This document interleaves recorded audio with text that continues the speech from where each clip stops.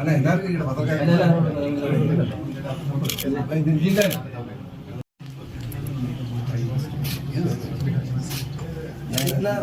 ഞങ്ങൾ പുറത്തോട്ട് വന്നാൽ മതി.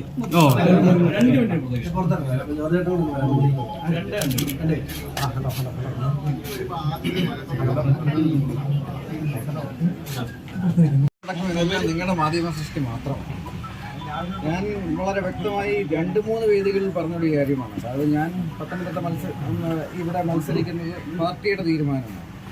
ശ്രീ നരേന്ദ്രമോദിജി നേതൃത്വം നൽകുന്ന ഭാരതീയ ജനതാ പാർട്ടി, ശ്രീ നരേന്ദ്രമോദിജി ചെയർ ചെയ്യുന്ന സെൻട്രൽ ഇലക്ഷൻ കമ്മിറ്റി തീരുമാനിച്ചൊരു സ്ഥാനാർത്ഥിയാണ് ഞാൻ. ഇനി പാർട്ടി ഒരു ഉത്തരവാദിത്വം തന്നു, ഉത്തരവാദിത്വം I will be എൻഷ്യൂറിങ് that I will be winning the election. അതിന് ശ്രീ PC ജോർജിൻ്റെ എല്ലാ പിന്തുണയും എനിക്ക് അദ്ദേഹം ഇന്ന് വാഗ്ദാനം ചെയ്തിട്ടുണ്ട്.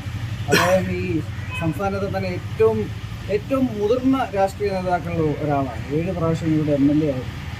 40 വർഷം 50 വർഷമായിട്ട് കേരളത്തിൽ രാഷ്ട്രീയത്തിലുണ്ട്. ഈ സംസ്ഥാനത്ത് തന്നെ ഏറ്റവും വലിയ അധികായരായ രാഷ്ട്രീയക്കാരിലൊന്നാണ്. അപ്പോൾ ഇദ്ദേഹത്തെ പോലത്തെ ഒരാൾ, ഞാനിവിടെ ഈ ക്യാമ്പയിൻ തുടങ്ങുന്നതിന് മുമ്പ് തന്നെ ഇദ്ദേഹത്തെ പോലത്തെ ഒരാളുടെ അനുഗ്രഹം തേടി അദ്ദേഹത്തിൻ്റെ എല്ലാ അഡ്വൈസോട് കൂടെ തന്നെയായിരിക്കും ഞാനിവിടെ പ്രവർത്തിക്കുന്നത്. അദ്ദേഹം എല്ലാ പൂർണ്ണ പിന്തുണയും അദ്ദേഹം വാഗ്ദാനം ചെയ്തിട്ടുണ്ട്. ഇദ്ദേഹത്തിൻ്റെയും ഷോൺ ജോർജിൻ്റെയും മറ്റെല്ലാ ഭാരതീയ ജനതാ പാർട്ടി നേതാക്കൾ, ഇവിടുത്തെ പ്രമുഖരായ സംസ്ഥാന നേതാക്കളെല്ലാം ഇവിടെ വന്നിട്ടുണ്ട്. ശ്രീ ജോർജ് കുര്യൻജി, ശ്രീ ഇവിടുത്തെ Lijin Lal, vice president പ്രേമല teacher, എല്ലാവരും ഒന്നും ഇവിടെ വന്നിട്ടുണ്ട്. സംസ്ഥാന നേതൃത്വം വളരെ ശക്തമായ രീതിയിൽ കേരളത്തിലെ 20 മണ്ഡലങ്ങളിൽ നമ്മൾ ശക്തമായ പ്രകടനം കാഴ്ചവെച്ചു. കേന്ദ്ര നേതൃത്വം തീർച്ചയായിട്ടും ഇപ്രാവശ്യം വളരെ മോദിജി തന്നെ കേരളത്തിൽ ഒരുപാട് ശ്രദ്ധ കേന്ദ്രീകരിക്കുന്നുണ്ട്. കാരണം ദേശീയ തലത്തിൽ ഇപ്രാവശ്യം നമ്മുടെ 3ാം ടേം ഗ്യാരണ്ടിയാണ്. അത് മോദിജിയുടെ ഗ്യാരണ്ടിയാണ്. 2014-ലും 2019-ലും നമ്മൾ വളരെ മികച്ച രീതിയിലാണ് നമ്മൾ വിജയിച്ചത്. ഈ 3ാമത്തെ ടേം 2014-ലും 19-നേക്കാൾ വലിയ ഭൂരിപക്ഷമായിരിക്കും. ഭാരതീയ ജനതാ പാർട്ടിക്ക് തന്നെ അഖിലേന്ത്യാ തലത്തിൽ 370-ലധികം സീറ്റുകൾ ലഭിക്കും. ഇപ്പോൾ ആർട്ടിക്കിൾ 370-ക്കെതിരെ വരെ നിന്ന ഈ പ്രതിപക്ഷ പാർട്ടികൾക്ക് ഇന്ത്യൻ ജനത കൊടുക്കുന്ന ഒരു താക്കീതും ഇന്ത്യൻ ജനത കൊടുക്കുന്ന ഒരു ആൻസറുമായിരിക്കും ഈ വരുന്ന നമ്മുടെ തെരഞ്ഞെടുപ്പ് വിജയം. അതുപോലെ NDAക്ക് 400-ലധികം സീറ്റുകൾ ലഭിക്കും. കേരളത്തിൽ ഇതുവരെ ചരിത്രത്തിൽ ഭാരതീയ ജനതാ പാർട്ടി ലോക്സഭയിൽ ഒരു സീറ്റ് ജയിച്ചിട്ടില്ല. പക്ഷേ ഇതൊരു ചരിത്രപരമായ ഒരു തെരഞ്ഞെടുപ്പാണ്. ഈ തെരഞ്ഞെടുപ്പിൽ തീർച്ചയായിട്ടും NDAക്കും ഭാരതീയ ജനതാ പാർട്ടിക്കും ഇവിടെ അക്കൗണ്ട് തുറക്കും. നിരവധി സീറ്റുകൾ ലഭിക്കും. മോദിജി 3ാമത്തെ പ്രാവശ്യം പ്രധാനമന്ത്രിയാകുമ്പോൾ കിട്ടാൻ പോകുന്ന 370-ലധികം സീറ്റിൽ നിരവധി സീറ്റുകൾ കേരളത്തിൽ തന്നെ ആയിരിക്കും.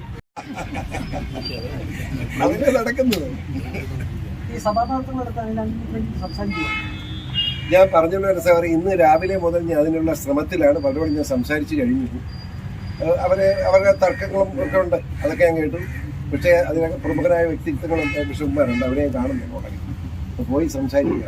കോട്ടയത്ത് കാസാട് ഒരു യോഗം ചേർന്ന് PC ജോർജിന്റെ പിന്തുണയൊക്കെ പ്രഖ്യാപിച്ചപ്പോൾ കാസായുടെ പിന്തുണ അനിലുണ്ടാവും. ഞാൻ കാസയുടെ ഭാരവാഹി ഇന്ന് കിട്ടിയില്ല. കാസയുടെ നമ്മുടെ കെവിൻ പീറ്ററാണ്. കെവിൻ പീറ്റർ മാത്രമല്ല, അവർ നല്ല ഒരു നേതൃനിരയാണ്. ആ കെവിനെ ഒന്ന് ബന്ധപ്പെടാൻ ചെയ്ത് കഴിഞ്ഞില്ല. കെവിനെ സംസാരിക്കും, തീർച്ചയായും എല്ലാവരും സംസാരിക്കും. അല്ല, അവരിപ്പോൾ ഞാൻ ഇങ്ങനെ സ്ഥാനാർത്ഥിയാന്ന് പ്രഖ്യാപിച്ചു കൊടുക്കും, അവർ സന്തോഷമായിരുന്നു. അതിപ്പോൾ വേറെ ആളായി പോയി പാർട്ടിയുടെ തീരുമാനമാണ്, അത് അംഗീകരിക്കാനുള്ള മര്യാദ കാണിക്കണമെന്ന് ഞാൻ പറയും. ഈ സോഷ്യൽ മീഡിയ തടസ്സമുണ്ട്. ആ തടസ്സം എങ്ങനെ നീക്കാൻ ഇന്ന് രാവിലെ മുതൽ അതിൻ്റെ ഒരു അണിയറ പ്രവർത്തനത്തിന് മനസ്സിലായില്ലേ, എങ്ങനെ അത് മാറ്റിയെടുക്കാൻ കഴിയും എന്ന് തീർച്ചയായിട്ടും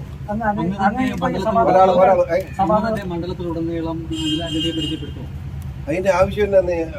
BJPക്ക് ഞാൻ മാത്രമുള്ളൂ. BJPക്ക് ആവശ്യത്തിന് വെച്ചും പ്രവർത്തകരുണ്ട്. ഞാൻ പോകേണ്ടടുത്ത് ഞാൻ പോകും, പ്രവർത്തകർ പോകേണ്ടടുത്ത് പോകും. ഒരു സംശയം വേണ്ട, ഞാൻ പോകേണ്ടടുത്ത് ഞാൻ പോകും. സംശയം അല്ല, കഴിഞ്ഞ ദിവസം MT രമേശ് പറഞ്ഞതേ BCയുടെ ഉത്തരവാദിത്വം ഉണ്ട്, BCക്ക് കൃത്യമായ ഉത്തരവാദിത്വം ഉണ്ട്. ഇവിടുത്തെ പ്രമുഖ BJP നേതാവാണ്, എന്നെ പരിചയപ്പെടുന്നത് പ്രത്യേകിച്ച് ഉത്തരവാദിത്വം ഉണ്ടെന്നാണ്. ഇന്നൊരു ജില്ലാ പ്രസിഡന്റ്, ഇന്നൊരു കർഷകമോർച്ചയുടെ ജില്ലാ പ്രസിഡന്റ് ഫേസ്ബുക്ക് ലൈവ് ഇട്ട് ഇന്നലെ പുറത്താവുന്ന സാഹചര്യം വരെ ഉണ്ടായി.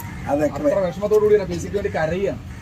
അങ്ങനെ കരയുന്നവരുണ്ട്. എന്റെ പ്രവർത്തനം അതുപോലെ നല്ലതായിരുന്നു, അതുകൊണ്ടാണ് അത് സമ്മതിച്ചല്ലോ. അങ്ങനെ നല്ല പ്രവർത്തനം അനിലാന്റിൽ ഉണ്ടാവും, ഒരു സംശയം വേണം. ആര്? ഞാനും അങ്ങനെ ഞാൻ പത്തനംതിട്ട മത്സരിക്കും. ഈ കൊച്ചെന്നെ ചോദിക്കുന്നത് ഒരു പാള ഇത് പത്തനംതിട്ട മത്സരിക്കുന്നത് നമ്മുടെ സ്ഥാനാർത്ഥി ഇത് നിൽക്കുന്നു. അപ്പൊ ഇനി ഞാൻ എന്നാ മത്സരിക്കുന്നത്? അടുത്തൊരു മണ്ഡലത്തിൽ മത്സരിക്കുമോ ഇപ്പൊ ഇനി ഇല്ല ഇല്ല ഇല്ല ഞാനില്ല. ഞാൻ അറിയാമല്ലോ, അല്ല ഇന്നലെ എം ടി രമേശ് പറഞ്ഞതേ നിങ്ങൾക്കറിയാം 1990 പൂഞ്ഞാർ നിയമമണ്ഡലത്തിൽ എൻ എൻ ജോസഫ് MLA ആയിരുന്നു. എൻ എൻ ജോസഫിന് മുന്നിൽ ജോസഫ് ഞാനും ഉൾപ്പെടെ എന്നെ തൊടുപടി നിർത്താൻ PJ എത്രയോ നിർബന്ധിച്ച് ഞാൻ നിൽക്കുകയില്ല. എൻ്റെ നിയമത്തിൽ നിൽക്കുന്നത് വാശിയാണ്. പിന്നെ 96 ആയപ്പോൾ പൂഞ്ഞാരത്തിന് നിന്ന് ജയിക്കാൻ MLA ആയി. 2021 വരെ MLA എന്നതുപോലെ പത്തനംതിട്ട എന്ന് പറയുന്നത് പൂഞ്ഞാർ നിയോജകമണ്ഡലത്തിൽ പെടുത്ത പ്രദേശം പത്തനംതിട്ട അല്ലാതെ ഒരു സ്ഥലത്ത് പാർലമെന്റിൽ വന്നതിനെ കിട്ടില്ല. സംശയമുണ്ടോ? പുള്ളിക്ക് ഞാൻ വെറും 3 മെമ്പർഷിപ്പുകാരനാണെന്ന് മകൻ പറഞ്ഞിട്ട്. അതുപോലെ തന്നെ 150 കിലോ ഒന്നും ഞാനില്ല. ഞാനതിൻ്റെ കുറവ് 10-87 കിലോ ഉണ്ട്.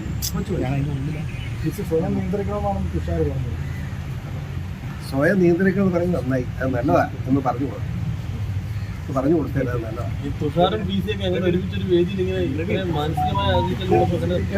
എനിക്കൊരു മാനസികമില്ല. അയാളുടെ രാഷ്ട്രീയം, ഞാൻ എൻ്റെ രാഷ്ട്രീയം, എൻ്റെ അയാളെ നിങ്ങളീ ആവശ്യമില്ലാത്ത വർത്തമാനം പറയുന്നു. അയാളുടെ കാര്യം കൊണ്ട് കിടക്കുന്നു. നമുക്ക് തന്നെ കേട്ടോ അയാളുടെ രാഷ്ട്രീയം, നമ്മൾ അതിലേക്കൊന്നും കിടക്കുന്നില്ല. ഞാൻ എൻ്റെ രാഷ്ട്രീയം BJP ആണ്. അയാൾ വേണമെങ്കിൽ BJP ചേർത്ത് അപ്പം ഒരു പാർട്ടിയാണ്. ഇപ്പം NDA എന്നല്ലേ ഉള്ളൂ. NDA ഒരു ഘടകകക്ഷിയാണ്. അയാളുടെ കാര്യം നോക്കുന്നു. ഞാൻ BJPയുടെ പ്രവർത്തനം എന്നല്ലേ അങ്ങനെ നോക്കത്തുള്ളൂ. അത് നിങ്ങളിത് ചൂടാക്കാൻ നോക്കണ്ട.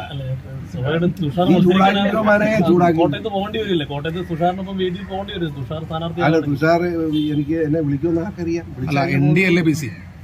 NDA മുന്നണിയല്ലേ? ഇന്ത്യ മുന്നണിയാന്ന് നിങ്ങളെ കൂടി ഞാൻ മടുത്തല്ലോ. അതായത് എന്നെ വിളിക്കാതെ ഞാൻ പോണോ? വിളിക്കാൻ ഈ സഹോദരൻ പറഞ്ഞനുസരിച്ച് വിളിക്കാൻ സാധ്യതയില്ലല്ലോ. അപ്പൊ പിന്നെ പേടിക്കണ്ടല്ലോ. എനിക്കതിന് സൗകര്യം.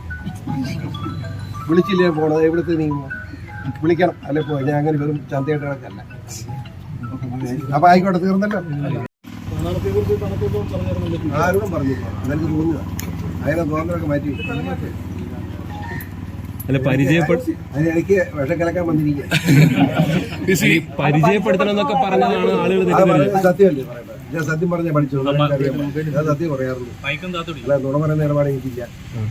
അതായത് അനിൽ ആന്റണി എന്ന് പറയുന്ന ചെറുപ്പക്കാരനെ സംബന്ധിച്ചിടത്തോളം കൂടുതൽ സമയം ഡൽഹിയായിട്ട് ബന്ധപ്പെട്ടിരുന്ന ആളാണ്. പക്ഷേ BJPയുടെ പാർട്ടി ഓഫീസുമായിട്ട് ബന്ധപ്പെട്ട് ശക്തമായി നീങ്ങിയിരുന്ന ആളാണ്. ഇതിനൊക്കെ അപ്പുറത്തായിട്ട് AK ആന്റണിയുടെ മകനാണ്. കേരളത്തിൽ ഞങ്ങളുടെ മുമ്പിൽ അനിൽ ആന്റണി എന്ന് പറഞ്ഞ് AK ആന്റണിയുടെ മകൻ എന്നുള്ള വലിയ അംഗീകാരം മനസ്സിലായി. അപ്പോൾ പത്തനംതിട്ട പാർലമെന്റ് നിയമനത്തിൽ അനിൽ ആന്റണി സ്ഥാനാർത്ഥിയായിട്ട് നിശ്ചയിച്ചിരിക്കുന്നു. അത് പാർട്ടി തീരുമാനം, BJPയുടെ തീരുമാനമാണ്. വേറെ ആരും ഇവിടെ പലരും അവൻ ചോദിച്ച പോലെ ഞാൻ സ്ഥാനാർത്ഥി ചോദിച്ചില്ല. പിന്നെ എന്താ നിങ്ങൾ വർത്തമാനം പറയുന്നത്? ഒരു സ്ഥലത്ത് ആരുടെങ്കിലും പറ, ഏതെങ്കിലും ഒരുത്താൻ പറ ഞാൻ സ്ഥാനാർത്ഥി ചോദിച്ചു. പിന്നെ ചില വട്ടന്മാരിങ്ങനെ പറഞ്ഞുകൊണ്ട് അതിന് ഉത്തരം പറയാൻ നമുക്ക് അറിയില്ല. അനിൽ ആന്റണിയുടെ വിജയം ഉറപ്പാക്കുക എന്നതാണ് കേരളത്തെ സംബന്ധിച്ചിടത്തോളം അനിവാര്യമായ കാര്യം. BJPയുടെ മുഴുവൻ പ്രവർത്തകരും വളരെ ആത്മാർത്ഥ മുൻപന്തിൽ സംശയം വേണം. ഇവിടെ BJPയുടെ വൈസ് പ്രസിഡന്റ് ഇത് നമ്മുടെ ടീച്ചർ ഇരിക്കുന്നു, ഉമാദേവിയുണ്ട്, ജില്ലാ പ്രസിഡന്റ് ഇരിക്കുന്നു, ജോർജ് മുരന്തി അങ്ങനെ നോക്കുന്നത്. ഇതേ നിങ്ങൾ കണ്ടില്ലേ? അതായത് ഷോണുണ്ട്, നിങ്ങളെല്ലാവരും ഉണ്ട്. അത് മിനർവാണുണ്ട്. അതായത് ഒരു ഫുൾ കോറമായി യാതൊരു വിട്ടുവീഴ്ചയില്ലാത്ത പോരാട്ടമാണ്. നമുക്ക് കാണാം, നമുക്ക് മത്സരം നോക്കാം. നല്ല മത്സരമായിരിക്കും. കാണിച്ചില്ല ജയിക്കുന്ന എങ്ങനെയാണ്. അവൻ ഞാൻ അതുകൊണ്ടാണ് നേതൃത്വം പാലിക്കണമെന്ന് സുരേന്ദ്രൻ പറയുന്നത്. അത് നിനക്കും സാധനമാണാവൂ. നമുക്ക് എല്ലാവർക്കും കാസയുടെ പിന്തുണ പറഞ്ഞില്ലേ? കാസയുടെ രാഷ്ട്രീയത്തോടൊപ്പമാണ് ഭൂരിഭാഗം ക്രൈസ്തവരും. കാസ എന്ന് പറയുന്നത് ഒരു മിലിറ്റന്റ് ഫോഴ്സാണ്. അതായത് മുസ്ലിം തീവ്രവാദത്തിൻ്റെ ആക്രമണം കൂടുതലായി വന്നപ്പോൾ ഈ ക്രിസ്ത്യൻ ഹിന്ദു പെൺകുട്ടികളെ തട്ടിക്കൊണ്ടുപോകുന്ന അങ്ങനെ വിധികടത്തേണ്ട പ്രായമുണ്ട്. അതിനൊക്കെ എതിരായിട്ട് ശക്തമായിട്ട് ഉയർന്നു വന്ന ഒരു സംഘടന. അവരെ